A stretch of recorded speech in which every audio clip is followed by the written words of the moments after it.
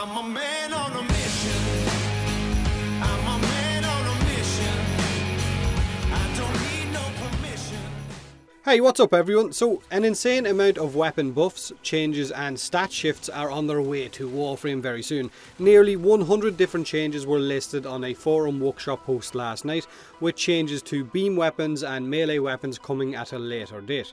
So there's going to be changes to your favourite rifles, your favourite pistols, your favourite bows, your favourite launchers and of course so on. Now I'm guessing that a lot of these changes are in preparation for damage 2.5 and of course the overhaul to the IPS system that is going to bring with it. So I would suggest remembering that still has to come, because as great or as bad as some of these changes may sound, their damage potential could shift again once that damage 2.5 rework actually gets added, for better or for worse. But until then, I guess we can have as much fun as possible. Now, some of the listed weapon changes are great, some of them are good, some of them are just mastery rank changes, and one or two of the weapons got nerfed as well, which we should be okay with since the ratio of buff to nerf is hugely in favour of buff. In fact, out of almost 100 changes, I think the Pandero might be the only weapon to actually receive a substantial nerf. The Daikyu may or may not have as well. We will have to test it out because it got a pretty big change and a much welcome boost to its charge up timer. It lost 80 base damage, but it got a 10% crit chance increase up to 30% crit chance, which means you're going to have a nice balance, I guess, of status chance and crit chance with the Daikyu now. And its IPS damage types have been balanced out a little bit better as well. But that increase in charge up time alone will mean more sustained DPS with the Daikyu, which in the end sounds like a lot more of a buff, I guess, than a nerf. Now, like I said, some weapons only received mastery rank changes, and this was apparently to better suit their damage type and put them in those mastery rank categories. Now, of course, I'm not going to list off every weapon in this video, because if I do, then it's going to be a 30-minute video of me just listing off everything, and it's going to be boring as fuck. Because, like I said, there is almost 100 changes, so what I'm going to do is I'm going to leave the Reddit post or the forum post in this video's description, and you can let me know in the comment section below which weapon change you are the most excited for. Some of the weapons I'm excited about: the Daikyu, like I mentioned already, has some really nice changes. The Maradetron got a slight damage increase, but its status chance has now been bumped from 20% up to 32%, which is going to be so much better. The Twin Roga's also seen a base damage increase, but its status chance got more than doubled, and those things already hit incredibly hard.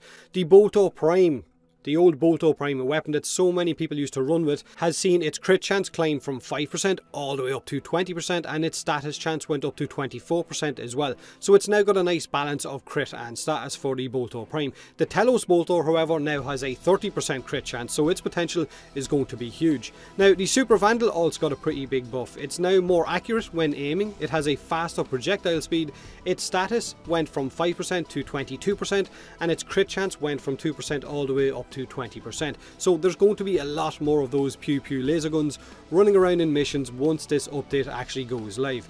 Another buff or another change worth noting is that of the Dual Toxicist, whose Frenzy buff can now be refreshed with a headshot while the Frenzy buff is actually active, whereas before you had to wait for that buff to wear off before you could refresh it, whereas now you can constantly refresh it. Now, the buff duration of that Frenzy, however, has been reduced from 6 seconds all the way down to 2 seconds, but you can constantly refresh it if you're good enough at landing those headshots. Another weapon that you really don't see being used in missions a lot in game is the Burston Prime. Its status chance is now 30%. That's double what it was originally, and it now has an 18% crit chance, which went up from 5%. So it's seen a pretty damn big buff. Now the Tiburon, which maybe we'll get Tiburon Prime, who knows? The Tiburon's crit chance went from 5% to 26%, and its status went from 2% all the way up to 16%. So its crit multiplier also got increased as well, and it looks like it's going to be a really nice crit based weapon. So my negative crit chance Tiburon Riven now needs to be re-rolled. Fucking rejoice. I mean, when you go down through the list of all of these really insane buffs and you see all of the status increases and of course the base damage and the crit chance increases, you see changes to weapons like the Gorgons, the Brattons, the Grakatas, the Sibaris. Hell, even the Kraken got a buff of 2 base damage, so rest in peace Solar System, because the Kraken is about to let loose. But one weapon that I personally can't wait to try out is a weapon that I have always really enjoyed running with, and that is the Grinlock. Its base damage got buffed from 120 up to 187. pure fucking murder.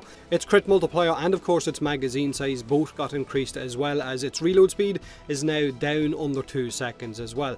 Plus, I personally have a really nice crit riven for the Grinlock already, so I can't wait to try it out once these changes hit. Now, a weapon that's already incredibly good and has a bit of a cult following is the Strun Wraith. It got a buff.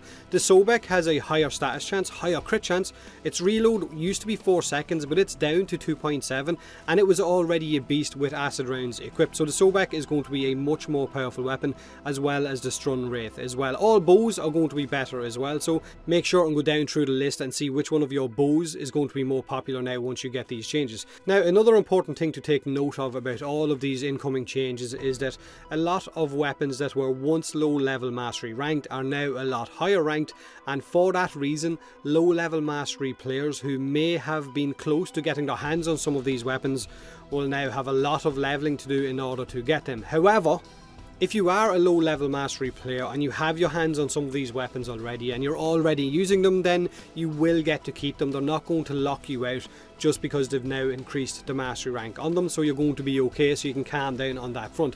Like again, for instance, the Daikyu, which was mastery rank 0, will soon be mastery rank 10. So if you already have the Daikyu and you're playing with it right now before these changes go live, then you will still be able to play with it once those changes hit. Now, another thing that got mentioned was the fact that some weapon crafting costs are being changed and may need resources from the Plains of Eidolon in order to build, which I know some of you won't like the idea of, but we don't know what those changes are yet, or what those resources that are going to be added into those crafting costs until this update actually hits, so we're going to have to wait and see.